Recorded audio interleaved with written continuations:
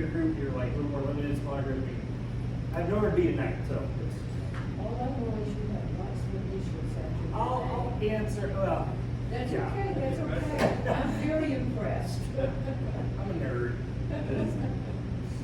Like it's rare to get the ATC part just because you kind of have to start that way.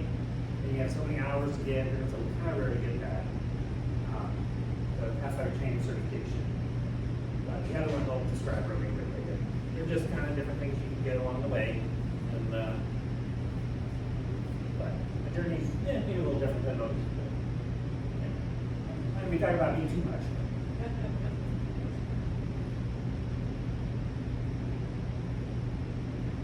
Okay, 10, 9, And the whole flood of people. 8, 7, 6, 5, 4, 3, 2, Okay.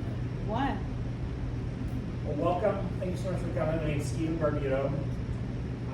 Physical therapist here at Griffin. Been here for 7 years. I was kind of, when I'm putting this all together, it's kind of like a rabbit hole of things, and then I came across this, and I thought this was very poignant. Because it's like, yeah, if you're not feeling great, it's the only thing that matters. So, but anyway, I thought this was kind of neat. It did not say who, like it didn't have like the creator of it. Anyway, so this is what we're kind of talking about, and I'm not going to talk too much about the avoidables because there'll be stuff that everybody knows, but I'll be trying to add in different parts that maybe you've never heard of. Give some guidelines. I hear this all the time, that people get really nervous going into a weight room because they don't know all the rules, and I just want to kind of debunk all that, and we'll have plenty of time for questions. So. Okay, so that's kind of me in a nutshell. I'm a Wazoo undergrad, and Husky is where I got my doctorate in physical therapy. I have my master's degree from Columbia University in physiology. So the acronyms after my name, this is where this stuff comes through. So the OCS, that's my orthopedic clinical specialty. It's a board certification in orthopedics and physical therapy. The COMT is the orthopedic manual therapist. It's postgraduate sort of training, certified athlete trainer. Those are the people you see on the sidelines for games. Certified strength and conditioning specialist, that person behind the scenes doing the weightlifting. And I'm on my 30th year of this stuff, so kind of fun.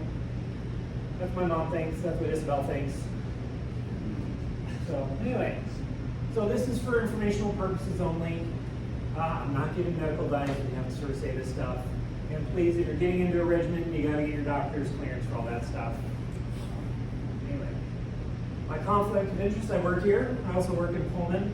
What used to be Avalon, then became Pullman Care, is now Three Creeks Post-Acute Skilled Nursing Facility. It's the one that used to be behind Disboards, it's now Rose Hours, if that can't confuse you enough. And then I do substitute coach at the Rose Hours Athletic Club. So I usually help on either evenings or the occasional weekend. So, keep being healthy and being well. I'd say, health is more objective. It's kind of the numbers, it's your heart rate, it's the blood pressure, it's all that kind of stuff that we sort of look at. But versus when we talk about, I guess I'll go back to this one, World Health Organization says just not being sick, basically. Versus when we get to well, it's a subjective thing. And so when we kind of talk about how are you doing, you can be sick but still doing well. So that's kind of the difference. And so when you look at kind of the spectrum of where this sits, you can be healthy and ill, you're not doing well, versus I'm doing well, but I'm dealing with something. So just kind of keep that in mind.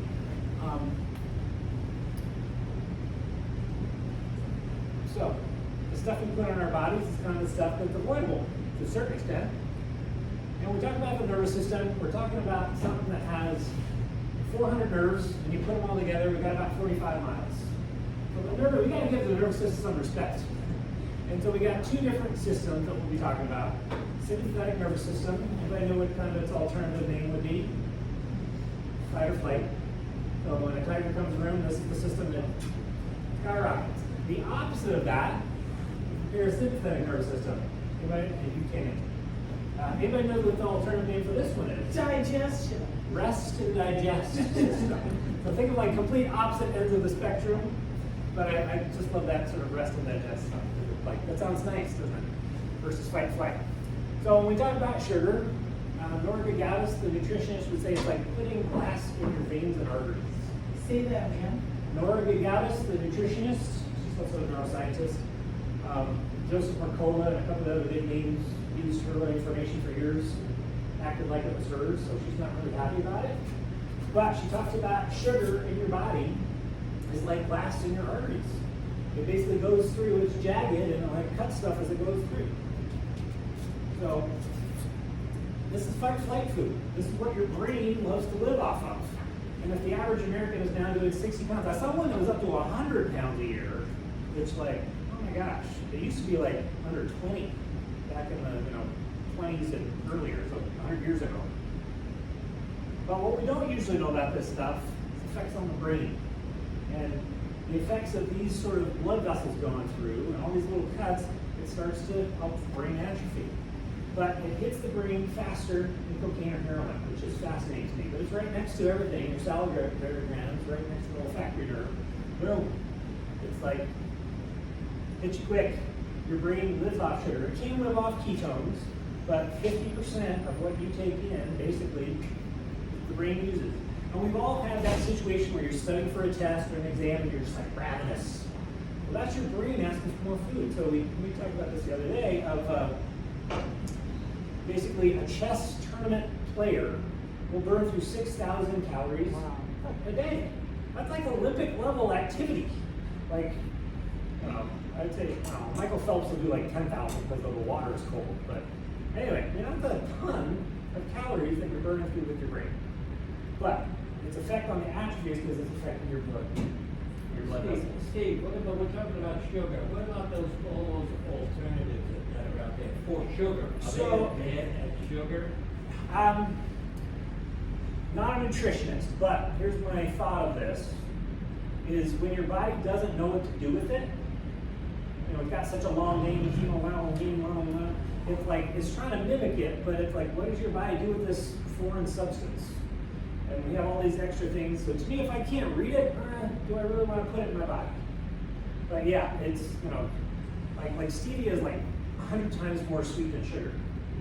And so it's like, yeah, but once again, it's like you look at the contents, and all these things were made with the best intentions. Like we talked about, getting away from butter into margarine and everything. It's like, and then it kind of cycles back. Starts like, okay, maybe it's not that great for you. So that being said, it's like you gotta do research. And like I said, my favorite nutritionist person is Nora Gagatis. I'm gonna write the name down later. And I think her information is really spot on. Just from the standpoint of, if you read her first chapter and think it's garbage, return the book. But I take notes when I read it. It's like that good, and it's that, because she's basically a human being, this is how your body's gonna respond.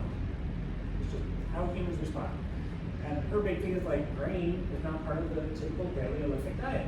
Grain only came into existence for the human being about 12,000 years ago. So now we're getting off track, but that type of thing, do we really need gluten in our diet? She'd say no. You get all the carbs you need in cruciferous green vegetables, which that's not much better for you. All right, we know smoking, we know it's bad, it's going to shorten your lifespan. I used to think it was 10 years, the research says 5. It's like, surprising. But once again, when we're talking about smoking affecting your body, now the quicker you quit, the better chance you have to survive it. So if you can stop, somebody that starts smoking in their teens, 20s, 30s, if they stop in their 40s, they have a good chance of living a normal life. But we get into the 50s and 60s, our body has a tougher time fighting this stuff off. What about, both my parents were really heavy smokers. I'm talking 3 packs each a day. Yep. So we inhale that Yep. chocolate. How does that Secondhand smoke is, it's, I never smoked, but I had all their smoke. well, my mother-in-law died of secondhand smoke. She never smoked a day in her life, but she was a waitress in all these restaurants. So she ended up dying of cardiovascular disease related to. But does it eventually go out, like if I haven't been around it for a lot of years? Yes. Yeah, your body can clear it to a certain extent. And it's just, everybody's a little different with it and everything. Yeah, but more clearance. But then it's like, you know, hey, it's something you share with your doctor, saying like, hey, I have this history. And they'll say, did you smoke? And I'm thinking, well, I inhaled it. Yeah, I I mean, didn't that's, smoke. that's the scariest part. Yeah. If you're not even involved, but you're around it. Yeah. You know, and some people are so They even sensitive to smoked it. back then when they were pregnant, you know? It's, I mean, and well, here's what I'm getting to with nicotine. It's a fascinating drug. It is absolutely fascinating. It's one of the most addictive substances we know known to man because it ramps you up and calms you down at the same time. I mean, so people that are using nicotine, they're trying to mitigate stress or anxiety. So if you see somebody smoking, that's why they're typically doing it. Now, the other part that most people don't know about it is it affects a part of your brain that stops you from saying no to nicotine. So your higher thinking brain and your primal brain, and this bundle of nerves in the middle called the fasciculus retroflexus. I just proved I went to medical school. Basically, it gets damaged. And so your body then can't say no when you're trying to quit. So it does take the typical person 8 to 11 times to quit smoking. So it's like not just a usually, oh, I couldn't quit. Now, you can take nicotine off the plant right now and everybody will be fine. It's not such an addictive substance that it'll kill you. If you're truly addicted to certain substances, you do need medical supervision. If you're truly addicted to alcohol, you need medical supervision as you wean from it, even though it may be a shame. But that being said, nicotine's it's fascinating. I mean, we used to give it to soldiers in wars to keep them alert and awake. And, you know, we didn't know what the long-term were effect. You know, once again, we're talking about 8 years ago. Now we do. So it's always a little like, I'm shocked anybody is still smoking, but again, it's once you get hooked to nicotine, it is tough. And you hear the story all the time. I quit and something stressful happened and I jump back into smoking again. And so that's why it is so difficult. All right, sleep. We're learning more and more how important this is. And the type you need is the quality, quantity, the regularity of it, and the timing, essentially. So it's like, are you getting good sleep? Are you doing it at the same time? Is it regular, et cetera? Because if I said, okay, you get 8 hours, but you have to start at 4 in the morning, like, wait a minute, the timing of this is not great. So you've got to have all that to have some good stuff. Now, when you don't get it, this is what happened. The cerebral spinal fluid, when you sleep, kind of goes through your brain, clears stuff out. And if not, then it starts messing with your brain. When you talk about different positions, and sleep is very individual. And I met with a sleep doc years ago. When we met, we were so excited because I was like, he's gonna have all the answers. And he's like, oh, Steve has all the answers. And none of us have all the answers.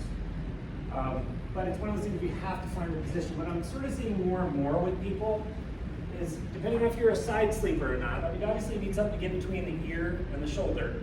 But I'm also adding to people is add kind of a little neck roll to the side. So like your pill would usually stop here, you could roll up a towel and put that there. And so anyway, you just have to play with it for a year until Isabel threw it out. I had the same pill, and it was like this $15 Target pill, and it just worked for me. It was utterly disgusting, but as a guy who just don't really care about that stuff, it was purely comfort. And then from the side, you're trying to avoid kind of these weird angles.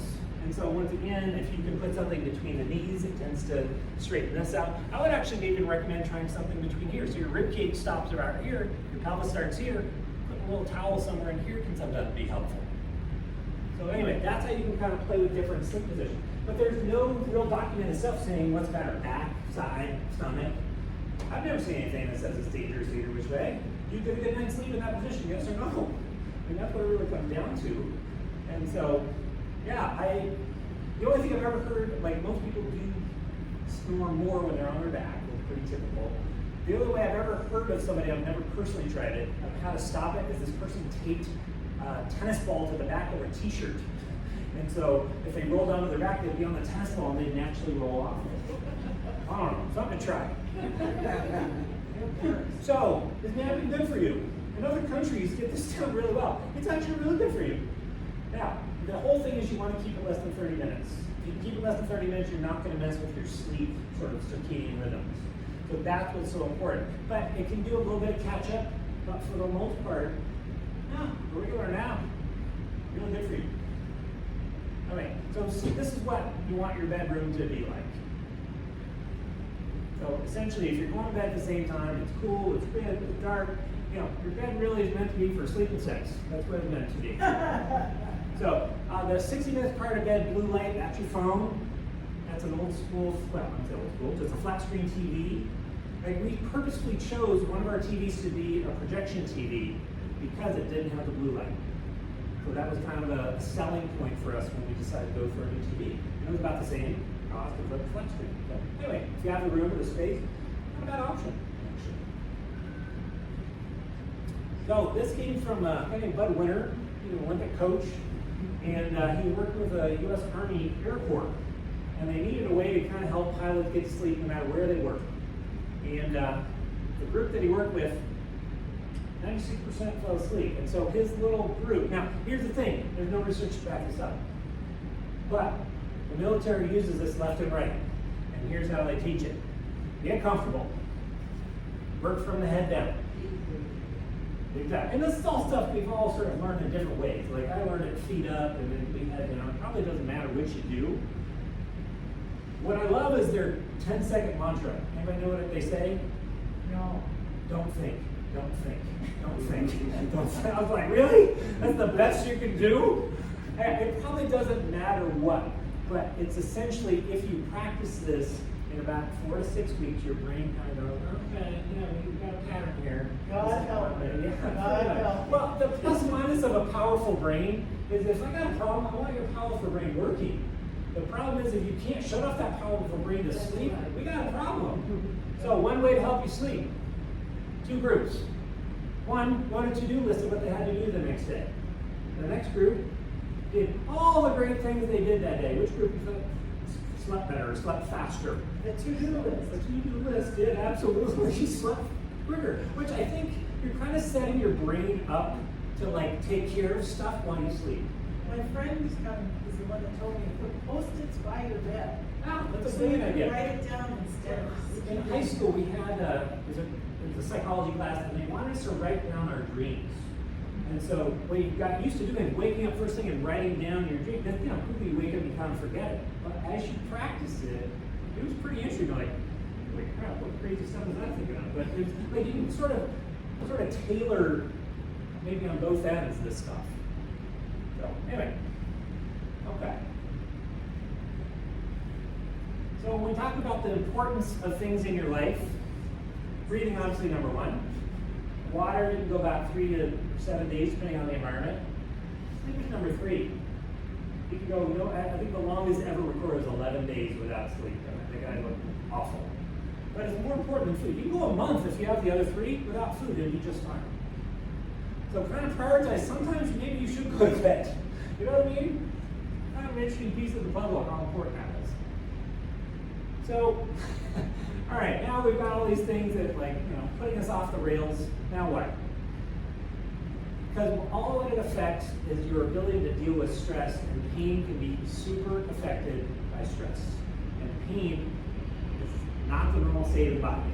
Now, as we age, I'm in my 50s now, it is not the same as in my 40s or 30s or 20s. And anybody that's older than me in here totally gets that. But pain is always an output. Your brain is interpreting what goes up to determine how serious is this. Sometimes the brain gets it right, and sometimes it gets it wrong. And so, but there are ways to help mitigate it as we sort of go through. And it's perceived by different. Your 9 out of 10 could be my 2, or vice versa. It's usually your 2 is my 9. But that being said, and this is what we talk about with the pain scale, because we are in healthcare right now huge on what is the pain scale. And people have no clue what it is. And so 0 is no pain. And this is what I tell my patients. 0 is no pain. 10 out of 10, I'm calling 911 regardless of what you say. So those are pretty obvious. 9, I'm taking you to the ER. Or we're going to the ER. Okay, those are pretty basic. 5 is the line in the sand. You're changing what you're doing due to the pain. I can go over there and flip that switch, but I'm choosing not to and asking you to do it, or I'm going to flip another switch. I'm changing what I'm doing, that's a 5. So my patients, if they're doing anything of 4 or less, I'm not that concerned. Now, if somebody goes 10 out of 10 pain, I'm like, wait a minute, that's not what I would typically think in the Western world is a 10 out of 10. I'm expecting a bone sticking out or a baby coming out sideways or something. A typical 10 out of 10. Now, different cultures that may be different, so you have to be sensitive to that. In the Western world, though, yeah, it's 8 out of 10, you're wincing, you're crying, you're upset, you're calling your doctor. It's not an emergency, but you're not going to wait around for too long because it's so uncomfortable. Anything above a 7 is considered suffering. So, but this is where women tend to underreport their pain. And like, I'm fine. I'm like, well, you know you're not fine, so let's try to get the right numbers so we should in front of the right person. So, now, I hear this all the time. I have a high pain tolerance. And it's usually coming from guys, and I better hear a really cool story on the back end. If not, they're just blowing smoke. Because it's like, women have way different, throwing pregnancy on top of it, it's like, women's, they're just different. So, much respect for the stuff. So that's why I want people to understand. But once again, I don't judge this, because if someone says 10, I have to write 10. I'll say, not looking like the normal 10. I'm covering my butt a little bit. But it's like, once again, I can't refute it.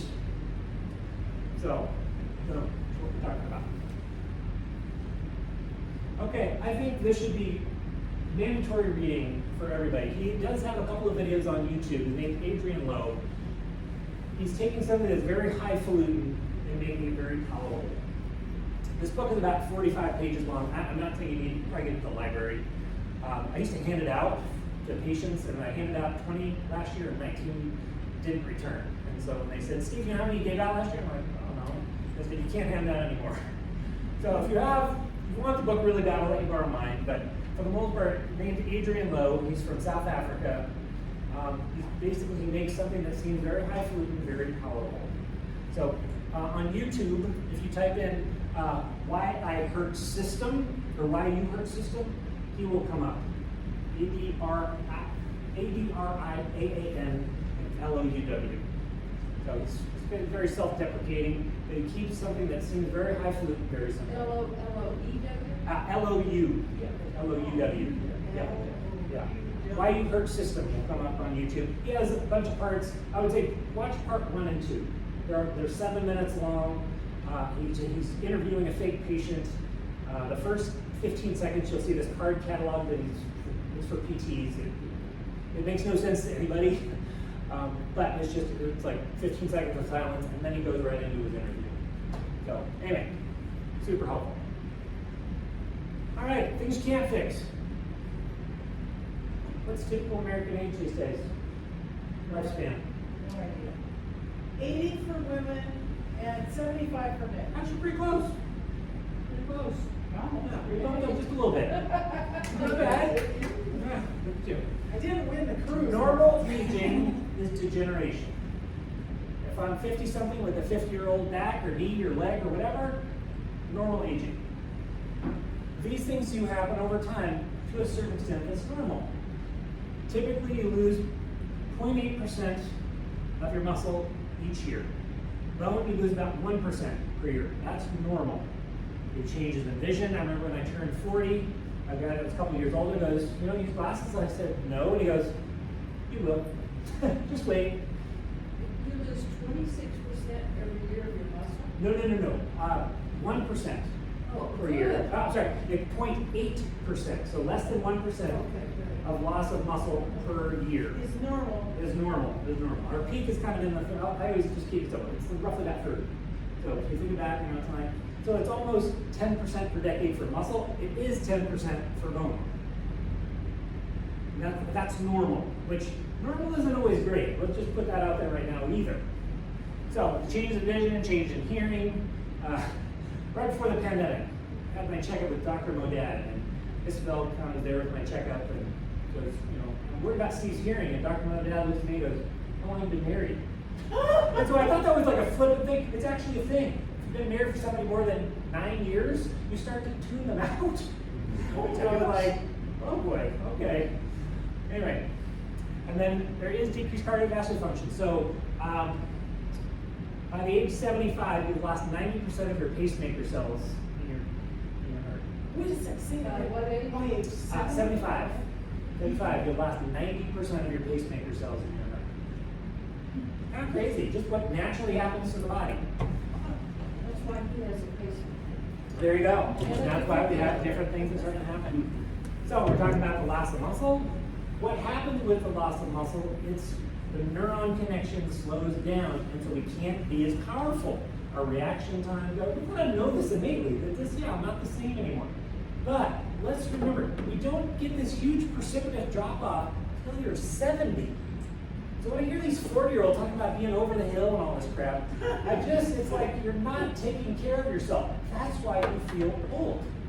Because I'll have some other things shown here in a little bit. It's like we're kind of like this till we get to 70, and it doesn't have to be this precipitous drop. It can be for some people if you're not doing anything. But for the most part, we do pretty darn well till you're about 70. And then you gotta watch yourself a little bit more. The thing you told me lately was you busted the myth of atrophy. I've heard this from people when after they had an accident or whatever, and they can't get back into it. They say, well, I'm atrophied. It's lost cause. There's gonna be after an injury, and we'll talk a little more with it. But yeah, it can be if you don't do anything about it. I mean, that's kind of the whole thing. It's like certain things need specific work to change. What's the definition of crazy? Doing the same thing, expecting a different result. It's like you're not going to just magically get healthy if you haven't been doing anything.